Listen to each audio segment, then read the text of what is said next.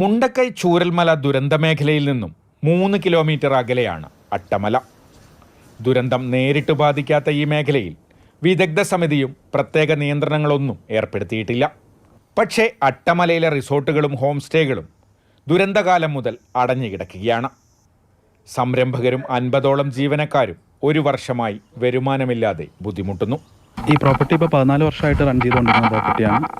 ഇപ്പം നമ്മളൊരു വർഷത്തായിട്ട് ക്ലോസ്ഡ് ആണ്. അപ്പം പിന്നെ 6 മാസം മുന്നേ നമ്മൾ എല്ലാം ഓപ്പൺ ആവുമെന്നുള്ള പ്രതീക്ഷയിലെല്ലാം ഒന്ന് ക്ലീൻ ചെയ്തെല്ലാം ചെയ്തിട്ടുണ്ടായിരുന്നു.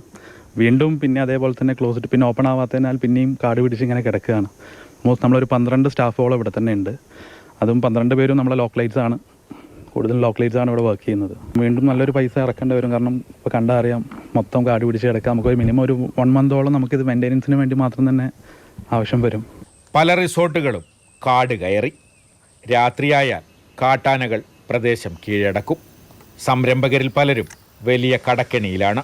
ജീവിതത്തിൽ എല്ലാ സമ്പാദ്യങ്ങളും ഉണ്ടാക്കിയിട്ട് കുറച്ച് കൃഷിഭൂമിയും കുറച്ച് ടൂറിസവും അതൊരു പാഷനായിട്ട് 10-18 വർഷമായിട്ട് ജീവിക്കുന്ന ഒരു മനുഷ്യനാണ് ഞാനവിടെ. ഞങ്ങളിവിടെ ഒരു 5-8 റിസോർട്ടുകളുണ്ട്. ഏകദേശം 50ഓളം സ്റ്റാഫുകൾ അവിടെ വർക്ക് ചെയ്യുന്നുണ്ട്. 50 സ്റ്റാഫ് എന്ന് പറഞ്ഞാൽ 50 ഫാമിലിയാണ്, 50 കുടുംബക്കാർ ജീവിക്കുന്നതാണ്. അതേപോലെ ഇവിടുത്തെ ജീപ്പുകാർ, ഓട്ടോറിക്ഷക്കാർ, ചായക്കടക്കാർ, ഇതൊക്കെ ഡിപ്പെൻഡ് ചെയ്യുന്ന ഈ ഒരു സാധനമാണ്. 1 വർഷമായിട്ട് ഒന്നും ഇല്ലാത്ത അവസ്ഥയിൽ ജീവിക്കുന്നു. നമ്മുടെ ലോണുകൾ, കടങ്ങൾ പെരുകി വരുന്നു. ബാക്കിയുള്ള ആൾക്കാർക്ക് സഹായിക്കാൻ പല സംഘടനകളുമുണ്ട്. പക്ഷേ നമ്മൾ ടൂറിസം ഫീൽഡാകുമ്പോൾ എല്ലാവരെയും മനസ്സിൽ ടൂറിസം മാഫിയ എന്നുള്ള കൺസെപ്റ്റാണ്. കാര്യം ഞങ്ങളൊക്കെ നടന്ന് ചെരുപ്പ് തേഞ്ഞു പോയ മാഫിയക്കാരാണ്. കാര്യം ജീവിക്കാൻ വേണ്ടിയുള്ള കഷ്ടപ്പാടാണ്. ഞങ്ങൾക്കിത് റീസ്റ്റാർട്ട് ചെയ്യണമെങ്കിൽ ഞങ്ങൾക്കൊരു ഹ്യൂജ് എമൗണ്ട് വേണം. അപ്പോൾ അതിനെന്തെങ്കിലും സോഴ്സ് ഗവൺമെൻറ് ലെവലിൽ ഞങ്ങൾക്ക് എന്തെങ്കിലും ചെയ്യാൻ പറ്റുമെങ്കിൽ നല്ല കാര്യമാണ്.